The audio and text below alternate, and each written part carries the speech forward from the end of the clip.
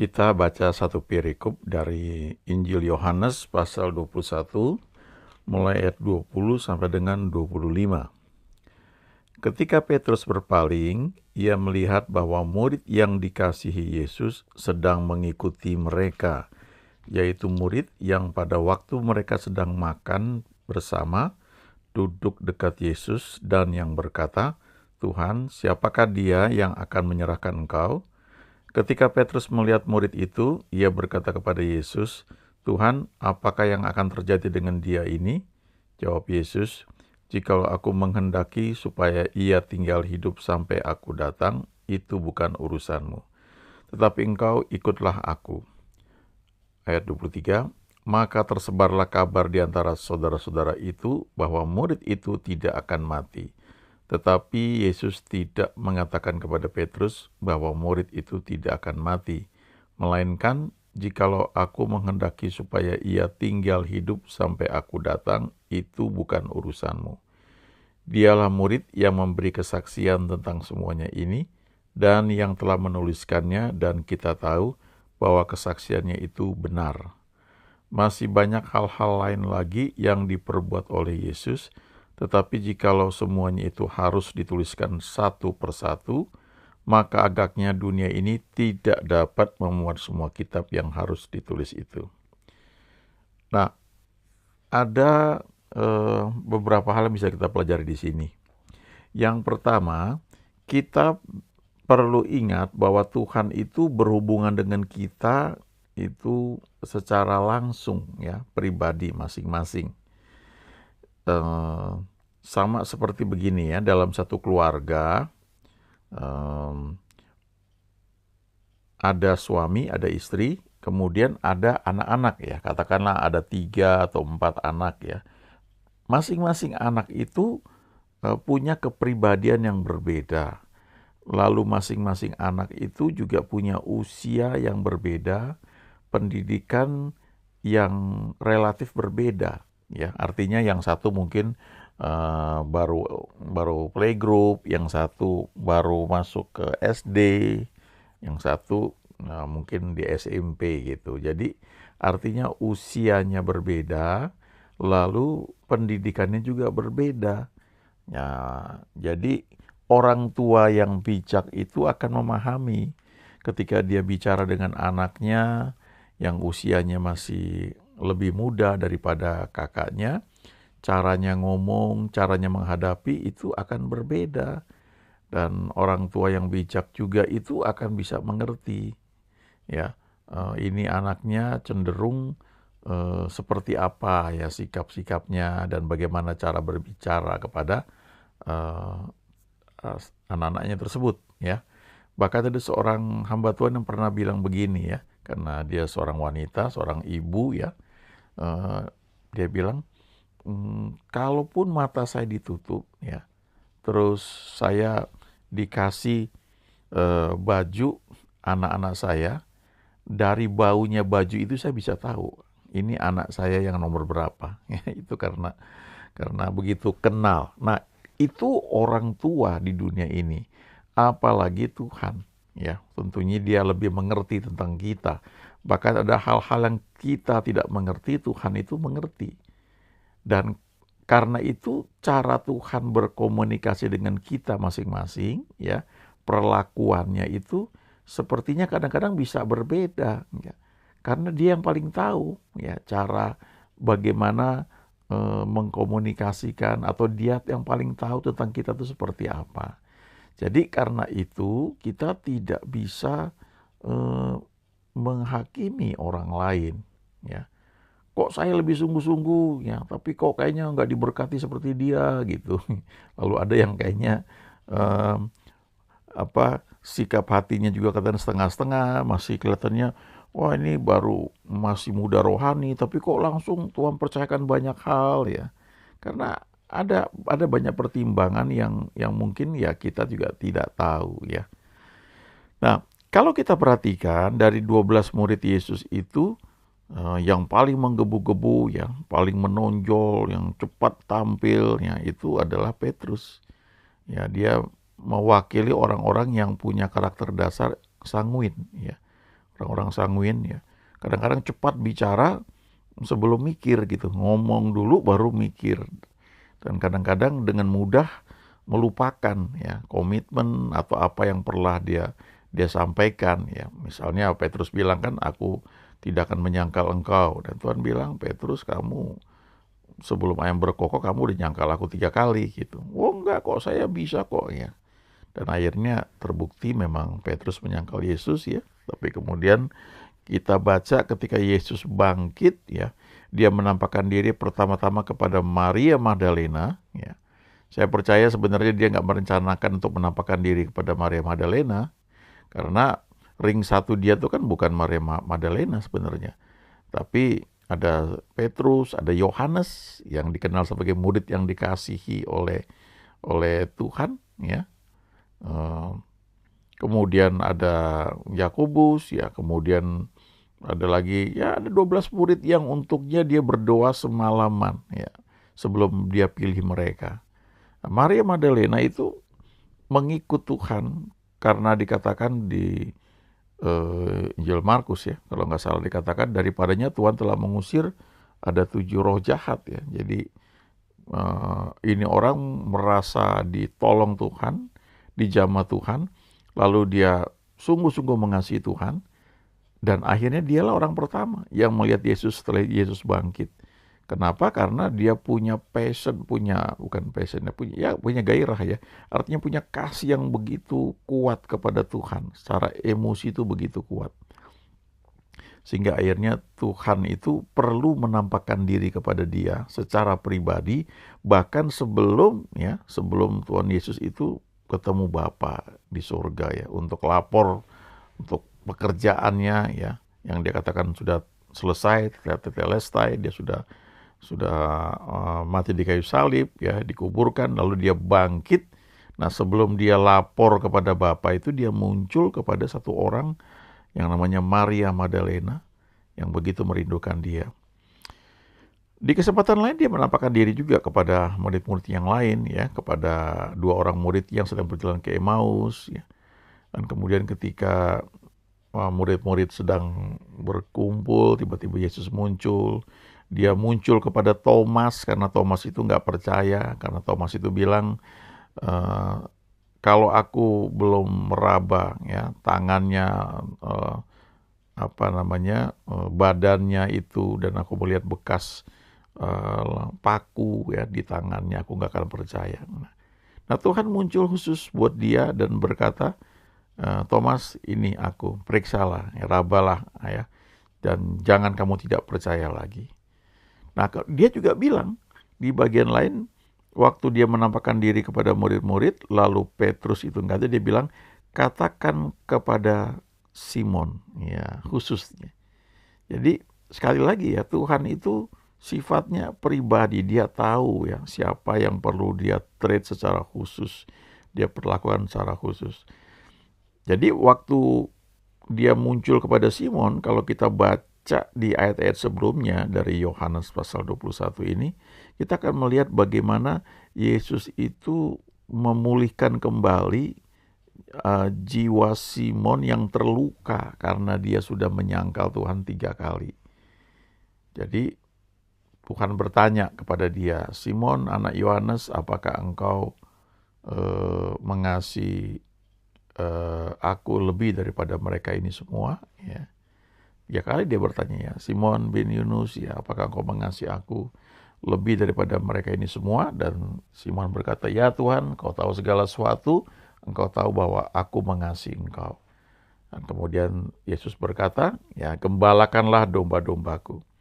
Nah, itu pertanyaan ditanyakan 3 kali ya.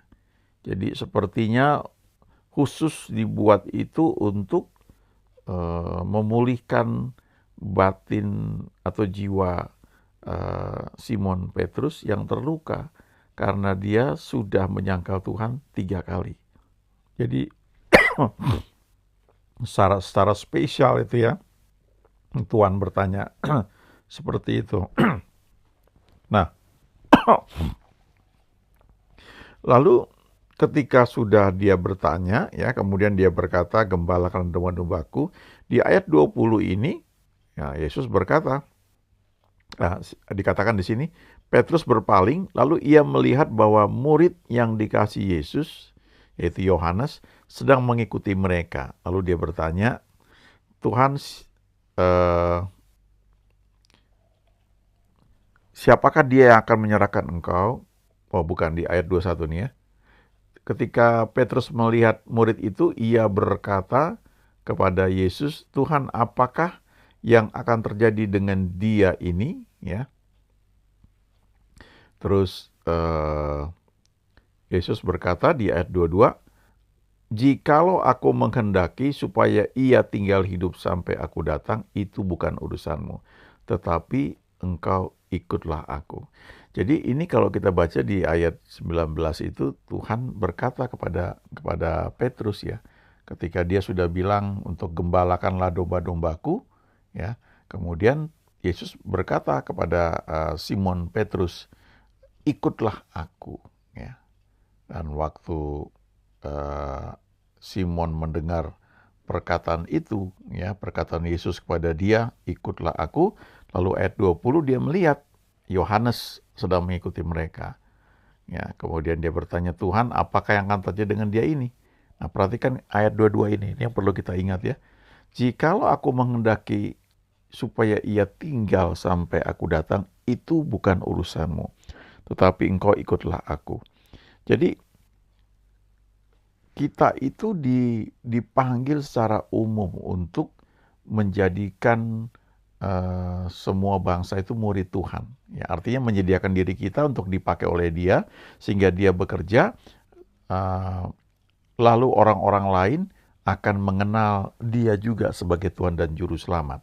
Dan kita cuma alatnya saja, ya, bukan kepandian kita khotbah, keterampilan kita, atau uang kita, atau teknik kita dalam berbicara, atau suara kita begitu bagus ya, atau skill kita main musik begitu hebat sehingga orang itu bertobat ya. Itu cuma alatnya, tapi yang membuat orang bertobat, orang itu datang kepada Tuhan adalah pekerjaan Roh Kudus. Nah, cara Tuhan memakai kita itu masing-masing berbeda, dan juga panggilan Tuhan kepada kita itu juga unik, masing-masing berbeda. Tidak bisa kita paksakan. Paulus dengan Barnabas pernah berselisih pendapat cukup keras sampai mereka pisah. Paulus membawa Silas, Barnabas membawa Yohanes Markus. Nah, Paulus merasa Yohanes Markus ini nggak militan, ini nggak bisa melayani Tuhan, ini terlalu manja ya. Tetapi lama setelah itu ternyata pelayanan Yohanes Markus itu menjadi sangat berharga buat Paulus ya. Jadi artinya Tuhan itu pakai Barnabas dalam hal ini untuk membentuk Yohanes Markus menjadi alat Tuhan ya, yang kemudian dipakai untuk menuliskan Injil Markus. Sebaliknya Tuhan pakai orang lain lagi ya. Diberikan Silas untuk mendampingi Paulus sehingga tugas pelayanan itu bisa diselesaikan. Nah, ini satu prinsip yang perlu kita ingat ya, ketika kita dapat tuntunan dari Tuhan untuk sesuatu hal, ya, kita lakukan dengan setia. Dikatakan juga di surat Paulus ya, sedapat mungkin jika hal itu bergantung kepadamu, hiduplah dalam perdamaian dengan semua orang ya. Jadi artinya begini, ketika kita tahu ada tuntunan Tuhan buat kita, ada pengertian yang kita dapat dari Tuhan ya, kita pegang itu di hadapan Tuhan, ya, berpeganglah pada keyakinan yang kau miliki itu di hadapan Tuhan, dan juga dikatakan di kitab Roma, berbahagialah orang yang tidak merasa tertuduh ya oleh pandangan orang lain atas hal yang dia lakukan, yang dia tahu dia lakukan itu untuk Tuhan, dan itu dia dapat dari Tuhan. Nah, itu perlu menjadi satu sikap kita ya. Kita lakukan itu, tapi sedapat mungkin itu tidak mengganggu orang lain. Kita tidak perlu menjudge orang lain, kok dia begitu sih? Ya, itu sebabnya kalau kita lihat kan banyak denominasi gereja. Ya, teologi juga bisa berbeda. Nah, kalau kita ribut ya, menuntut, kok dia nggak seperti saya misalnya, kita malah tidak menyelesaikan tugas-tugas yang Tuhan berikan kepada kita. Ya. Kita perlu belajar bahwa pengenalan kita akan Tuhan itu sedang dalam proses pertumbuhan, ya, step by step. Dulu saya nggak ngerti bahasa roh itu apa, ya, saya anggap itu aneh, dan saya dapat pemahaman dari sebagian orang, wah itu karismatik tuh sesat misalnya begitu ya. Jadi saya nggak tahu, ya, sampai ketika saya mengalami sendiri baptisan Roh Kudus, itu merubah mindset luar biasa. Ya. Itu namanya sukacita mengenal Tuhan itu beda sekali. Baca firman Tuhan ketika itu disingkapkan itu beda sekali. Tapi saya tidak bisa menghakimi orang lain yang mungkin tidak mengerti atau tidak terima hal itu. Walaupun sama-sama baca Alkitab, sama-sama percaya pada Yesus. Ya, makanya ada lagu Ku tak pandang kau dari gereja mana, ya, asalkan beralaskan Yesus. Itu memang yang sebenarnya perlu kita ingat, kita pegang juga. Ya, jadi jangan mempersoalkan lebih banyak perbedaannya. Ya, sedapat mungkin hidup dalam perdamaian, ya, tapi kita lihat apa yang bisa kita itu tidak terhalang untuk bisa melakukan hal yang baik, ya, bersama-sama bisa saling mengasihi. Hal yang sama juga kalau kita baca di Alkitab, ada perintah buat suami, ada perintah buat istri, ada perintah buat orang tua, ya, pada ayah, ya, ada perintah pada anak-anak. Nah, kita jangan campur aduk. Nah, sebagai orang tua, ya, apalagi kalau kita kepala keluarga, suami, ya, kita mengajarkan hal itu, ya, kepada anak-anak. Kita mengajarkan anak-anak harus hormat, ya, pada orang tua, respect, tidak hanya pada orang tua secara pribadi, ya, orang tua kandung, tapi juga pada orang-orang yang lebih lanjut usianya. Itu firman Tuhan, kita mesti ajarkan. Nah, kalau kita anak, ya, mungkin kita sudah kenal Tuhan lebih dahulu, orang tua kita tidak seperti yang seharusnya, seperti Alkitab katakan. Nah, kita nggak bisa menuntut mereka harus seperti yang Alkitab katakan, tapi kita lakukan bagian kita. Hal yang sama, ya, perintah Tuhan kepada suami adalah kasihilah istrimu. Apapun keadaan istrimu, kamu harus bisa mengasihi. Nah, perintah kepada suami adalah seperti itu. Kalau kepada istri, hormatilah suamimu, tunduklah, ya, respect suamimu. Apapun keadaannya, walaupun suamimu dalam pandanganmu tuh nggak sempurna, ya memang nggak ada yang sempurna. Tidak bisa kita berkata, kamu harus bisa mengasihi aku dulu, ya, seperti Yesus mengasihi jemaat, ya, baru aku mau tunduk. Gak bisa begitu. Gak bisa juga bilang, kamu harus penuhi dulu semua nafkah yang jadi tanggung jawab, baru aku bisa hormat, tunduk pada kamu. Gak seperti itu. Karena waktu menikah, ya, perjanjiannya itu kan sudah konseling, udah dikasih tahu bagian masing-masing. Nah, jadi untuk kepentingan mengajar, ya, kita perlu beritahu, ya, perlu dalam ibadah keluarga misalnya, kalau suami, ya, bicara, ya, anak-anak harus begini, ya, istri harus begini, nah suami begini, ya, bagi orang tua harus begini, ya, kita sama-sama belajar.